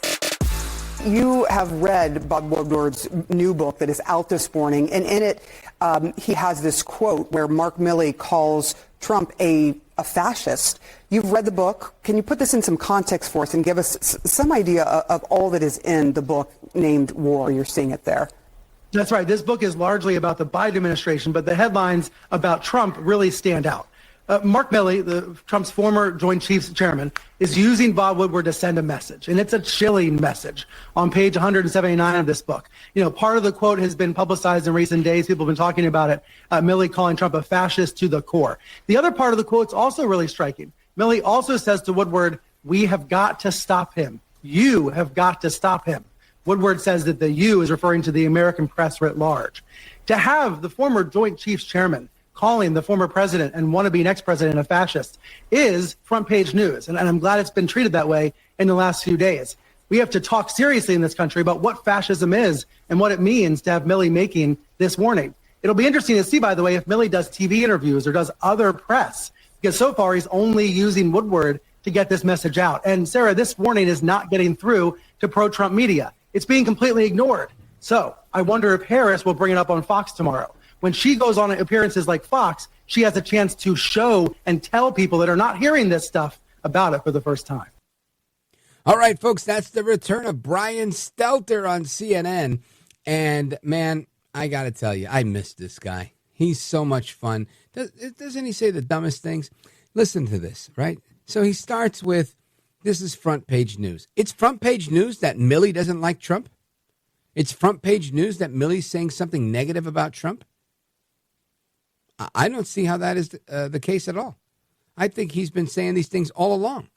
How is it maybe the first time he said it, and it did. I think they got wall-to-wall coverage the first time he said something about Trump. But now it's kind of like if he's opening his mouth, he's saying something bad about Trump. It's kind of like me. Every time I open my mouth, I'm saying something negative about Biden or Harris. It's pretty predictable. It's not front page news. It's my commentary. I don't see the allure here, Mr. Stelter. I really don't. Now, another thing he said. He says that he's only using Bob Woodward to get this message out. Because the rest of the media isn't as sympathetic to the propaganda as you are, Mr. Stelter. Even they say, oh, come on, I can't do this all day. They want to have other stories. They need more of an angle. They need something to work with. Not just somebody sat down with Bob Woodward for a book, gave an interview and said X, Y, and Z, and now we're taking action on that. Come on. People aren't dumb. People realize I'm not selling a book here. I'm doing a radio show. Right? Somebody said yesterday, I think you say things for shock value. I was like, me? I don't say anything shocking. Unbelievable. I'm the most mild-mannered radio guy out there, I think. You know, I don't yell. I don't say provocative things. I don't call for craziness. You know, there's people out there that were swearing up and down that Michelle Obama was going to be the nominee, right? The Democrat nominee. Remember that? We even had one on the show.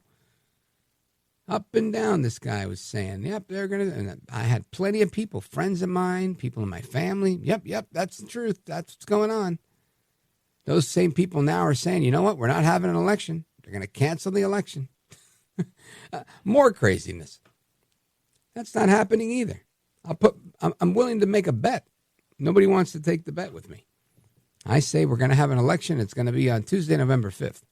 Just like every other election we've ever had that was never postponed, not during COVID, not during the Civil War, not during the World War, not ever.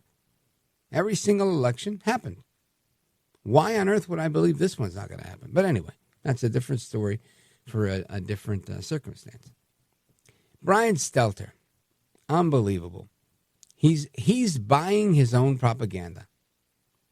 And he's incredulous at the idea that not everybody else is buying it. That's the part that's funny. Anyway, I want to get to your calls. Let me see. Where do we go? This is Catherine from Rolla, Missouri. KTTR, go right ahead. Hi. My husband was in Vietnam. He was a Cobra pilot and flew cover with this gunship for other people. And Catherine, I'm going to put you on hold for just a second. You got to lower your radio. It's hard to hear you because it's feeding back and it's creating a slight echo. But we'll come right back to you, I promise. Let's see. Where do we go here? We're going to go to Paul in Boise, Idaho, KBFI. Paul, go right ahead, sir. Yeah, Rich, I just wanted to say thank you for that thing you put in the mail the other day. I got it today. Oh, good, Paul. Yeah, that was the day you were on hold for a long time, and I had just gotten a batch of Rich Valdez T-shirts in and sent you a signed one. I think we had 2 different addresses for you, so I sent 2 of them out to you. Hopefully you get them both, and I apologize if it doesn't fit. Either, give it to somebody who'll appreciate it, or, gain some weight or lose some weight to make sure it fits. I don't know which way it's got to go. But I mean, that's the best advice I've ever gotten. Yeah, I try. What I'm planning to do is I'm going to get it framed like they do with the football jerseys. Oh, that's cool. Maybe one day I'll be famous enough where my autograph will be worth it because I did sign each of them. I'll just start a wall of fame. That's all, and you'll be the centerpiece. How about that? That's number one fan, Paul. I love that. I appreciate it, brother. And It's always good to hear from you, my man. And what are your thoughts here with Brian Stelter? Are you talking about the guy that was with the stray cats? Yeah, he sounds a little like Mickey Mouse. Oh, I don't know enough to say a comment on that. I gotcha. I missed most of it. But yeah, that's all right. I did want to say that I thought that it was rich again for Joey to be on the news again, telling the Jews what to do with their war. Yeah. Constantly telling Israel they can't defend themselves. Brutal foreign policy that they've got, the Harris-Biden team. Anyway, folks, we're coming right back. Paul, thank you, brother. Glad you got your stuff in the mail. And everybody else for coming to your calls momentarily. Don't go anywhere. It's Rich Valdez. We'll be right back.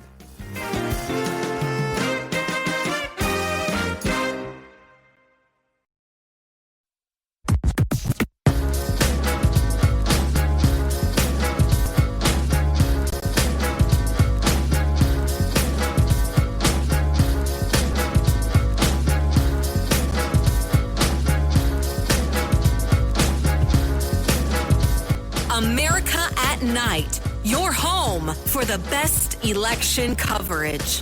Call now, 833-4-VALDEZ. That's 833-482-5337. 833-4-VALDEZ. That's Valdez with an S.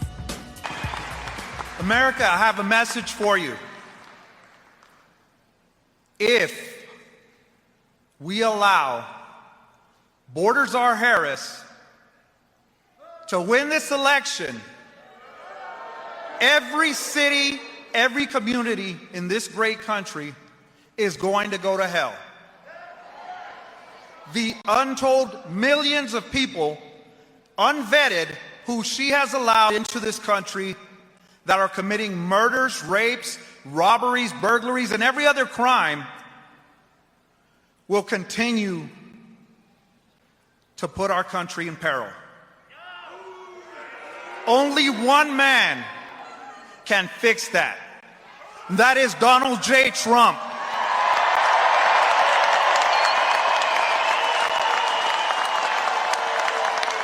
He has always stood with the men and women who protect And that this is the border. endorsement of the Border Patrol Union of President Trump, the official union of the U.S. Border Patrol announced its full support for President Trump on Sunday afternoon. I mentioned it on yesterday's show. I just didn't get to playing the audio for you. I wanted to make sure that you got to hear it.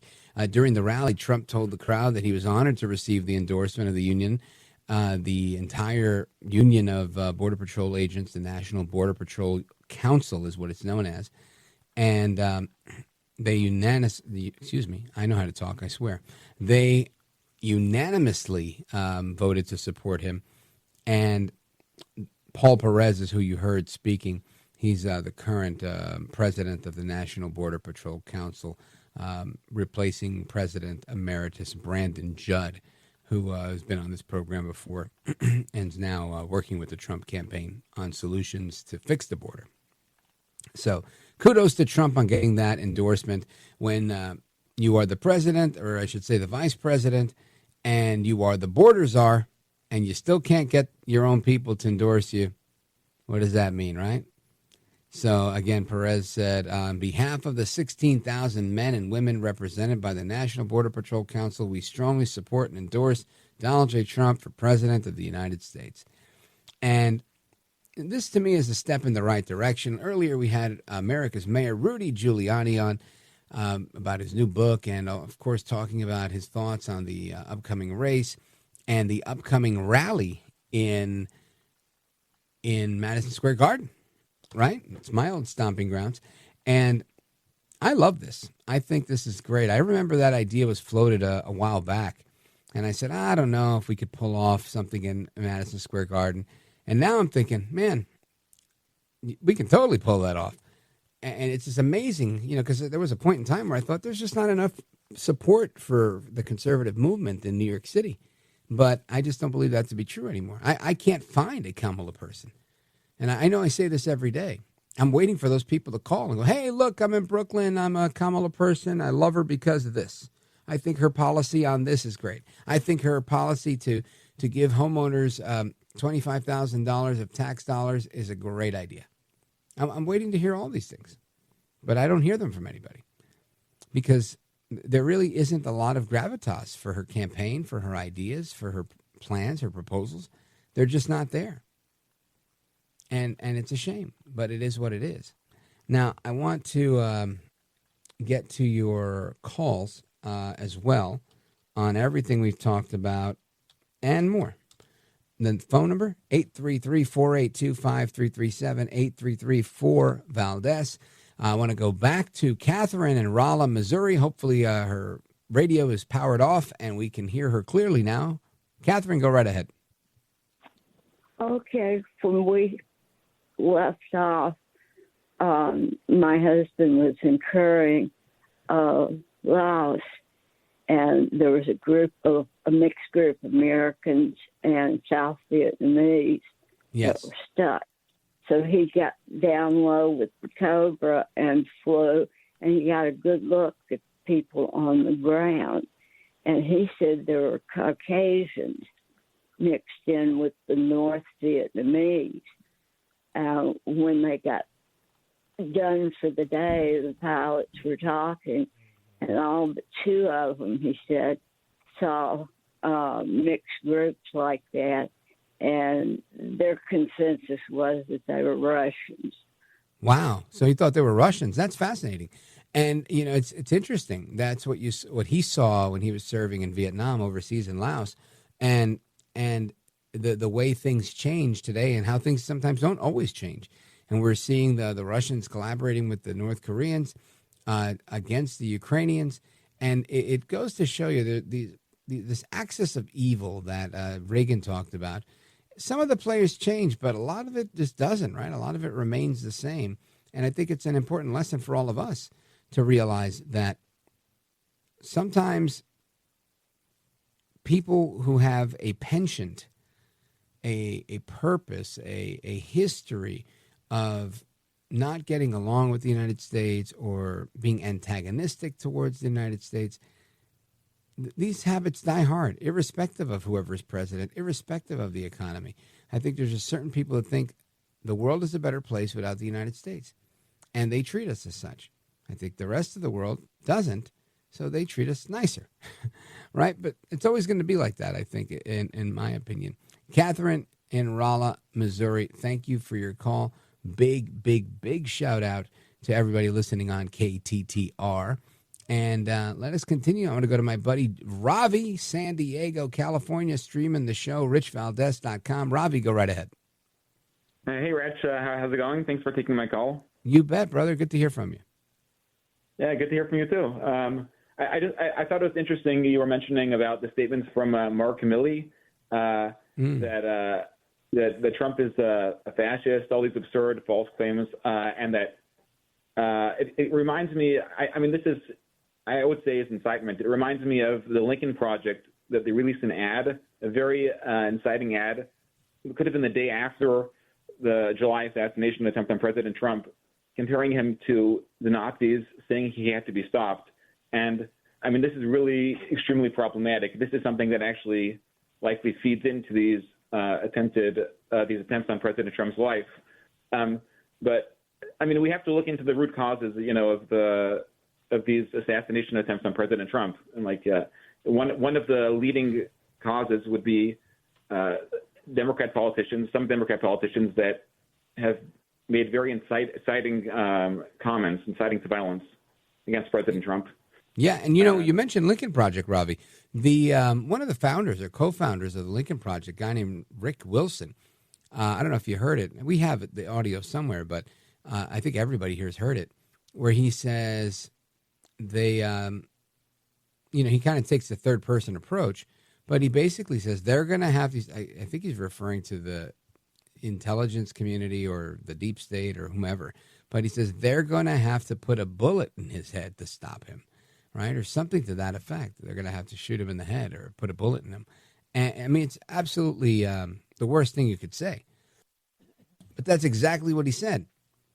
And we have it as part of a series of clips, like a montage on a bunch of celebrities saying crazy things about inciting violence against Trump or the White House. And it's a sad day, but this is the politics of the day, right? This is where we are. I don't remember people saying or being allowed to say that, or at least saying it without any type of chastisement, anything like that about Barack Obama during his tenure. Do you? Yeah, for sure. No, I don't remember that. And I remember the video clip that now that you mentioned it, it was absolutely abominable. That's something that clearly should not be, is not acceptable.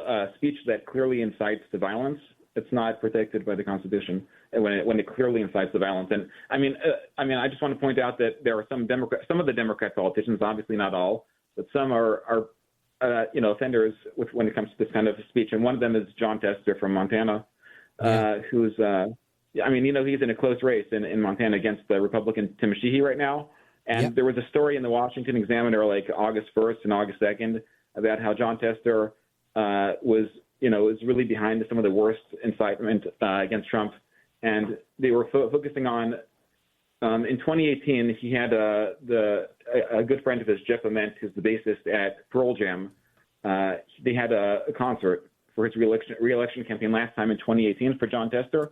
Yeah. And it was sold out, 24,000 people. But in 2020, John Tester wrote in his book, Grounded, that he loved the poster that was sold at the campaign rally. And the poster depicted the White House engulfed in flames with President Trump, lying dead in front of the White House, clearly having been killed.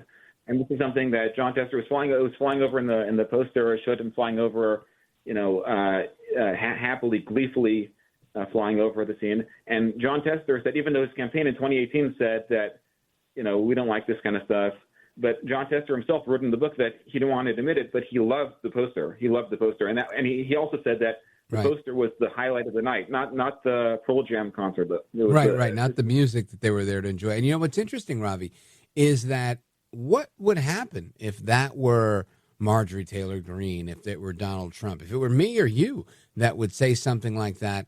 I don't think that we'd get away with it without a pass, the way they are getting a pass.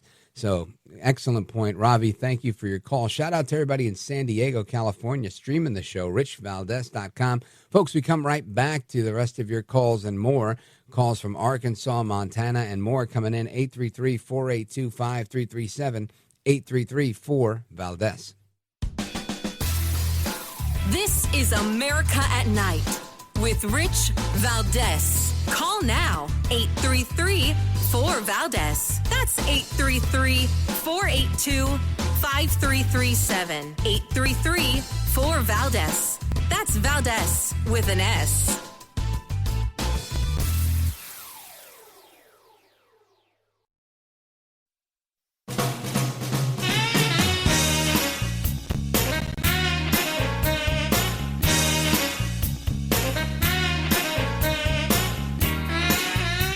By the way, your ratings are up. Congratulations. I had somebody. It's always nice to check. I like to see, even if they're friends, I like to see how are they doing. Are people listening, right? That's but right. You're doing great. America at Night with Rich Valdez. So Kamala Harris, also known on this program as Que Mala Eres, which means how bad you are in Spanish. Que Mala Eres. And Que Mala Eres was on the radio with a local radio show for me here in New York City with Charlemagne the God. It's a show called The Breakfast Club, a hip-hop radio station that I think they're syndicated now. But I got tired of listening to the other hip-hop show, so I switched to this one. And these guys get political. At least they only get political during elections. The other ones are political all day, every day, and like left-wing Bernie Sanders kind of politics. But she's on with Charlemagne the God, who that's his stage name. And she tells Charlemagne that there is a lot going on in this campaign, and that's why she's always saying the same things over and over and over. Listen to this. But what do you say to people who say you stay on the talking points? I would say you're welcome. Mm-hmm. I mean, listen, here's the thing. I love having conversations, which is why I'm so happy to be with you this afternoon. And the reality is that there are certain things that must be repeated to ensure that I have everyone know what I stand for and the issues that I think are at stake in this election. Mm-hmm. And so it requires repetition. Some people say that until someone has heard the same thing at least 3 times, it just doesn't stay with you. So repetition is important. And for that reason, yes, at my rallies, I say the same thing when I go to Detroit as I do in Philly, as I do wherever I am, to make sure that people hear and receive what I think are some of the most critical issues that are at stake in this election. I'm going to say I don't think this is a horrible answer because that's probably true for the most part, right? They don't call it a stump speech for nothing. It's basically the same speech you give over and over and over. Now, again, Trump may not give the same exact speech, but elements of it are the same, right? Inflation, immigration, we're going to make America strong again. We're going to make America safe again. We're going to make America proud again. And we're going to make America great again, right? And it's on brand, right? He's reinforcing the brand, the MAGA brand, the rally brand. So I don't begrudge him for doing those things. I don't begrudge her either. I mean, I think she comes across as disingenuous and lacking creativity when she does it. And I think he comes across as being on brand. But either way, I think, the argument can be made, and I'll give her the benefit of the doubt on that one. But I want to get your thoughts on what Kamala Harris had to say tonight. Let me see. Let's go to Joe, Salem, Arkansas, KSAR. Joe, go for it. I was listening to a little interview with Kamala, whatever, and she said that it was close and tight, and she needed a white male voting bloc to get her over the top, and that she's going to work on that. And I just heard Joy Reid in one of your clips there say kind of the same thing about the white men. Now, I lobby Missouri and Arkansas on both sides of the line. I'm close to the line. All the white men I know do not like second-rate harlots. They like good women like Tulsi Gabbard and Carrie Lake and respect and like women like that. And they need to follow them for a little example. But anyway, that's that. Now, I want to know another thing. What happened to Mr. Smith with his new indictments on Trump? Have they told him to stand down because he's actually going to help Trump stand down for a while and not do anything with it? That's a great question. You know what? We're going to have to leave that one for another day. I'm not sure exactly what happened. I know he brought some new ones recently. I haven't heard anything about them as of yet. It's the same old cases, and he reworded them, thinking he'll get a different result. I think it's going to have the same result. He was just hoping to get more of a flash in the pan, in my opinion. He wanted more of a flash in the pan in the media to maybe have another court date or have another shot at, something he's already taken a shot at and failed. That's my thought on that. Joe in Salem, Arkansas, who I believe is a white man, who is not voting for Harris, if I'm accurate there. Big shout out to KSAR. Joe, thanks for the call. And we're going to come right back to the rest of your calls and more. Montana, Texas, Arkansas. Don't go anywhere. This is America at Night with Rich Valdez.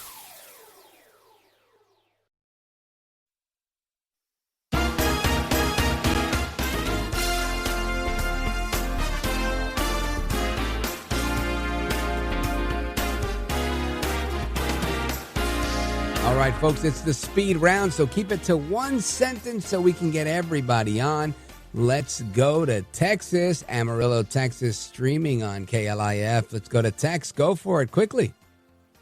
Rich, I love you guys. Thanks for always telling the truth, man. We're approaching a very critical fork in the road. I want everybody not to lose heart, though. Abraham asked God not to destroy Sodom and Gomorrah. He said if he could find 10 good men, God would not destroy it. 10 righteous men. He couldn't find 10 righteous men. There are more than 10 righteous people in this country praying for this country. I want everyone not to lose heart. I love you guys, all right? Thank you, brother. God bless you, Tex. Very nice admonition for the people here. I appreciate it. Shout out to Amarillo, Texas, streaming on KLIF. And let us go to John calling us from Horseshoe Bend, Arkansas, KSAR. John, keep it to one sentence. Go for it. Hey, I hope you had a good Columbus Day. And the one word for far-left Democrats is that they're hypocrites. They will say one thing and they'll do another. They will incite fire towards Trump, but if it comes towards themselves, oh, you're terrible. You're doing this wrong. You're making them not like us. So that's just what I wanted to say about the Democrats. No, it's a good point. You're saying that they're happy to call for the killing of Trump, do this to Trump, do that to Trump. But the minute you say anything that they may not like ruffles their feathers, oh, my gosh, you're a racist, sexist, misogynist, homophobe. Yeah, you're right. It's an incredible double standard steeped in hypocrisy. John in Horseshoe Bend, Arkansas, KSAR. Frank in Evergreen, Montana, with 40 seconds to go. My man, go for it. KOFI. Okay, I voted today, Rich. And great. I walked it in there, and Team Mala did not get my vote. I'm sorry. Listen, what about John Tester? Did you vote for him? No way. Good. Looks like Montana's making a comeback thanks to Frank in Evergreen, Montana. Shout out to everybody listening on KOFI. Thank you, amigos. That's it for me. Take care, good night, and God bless you, America. Hasta la próxima. I'm Rich Valdez.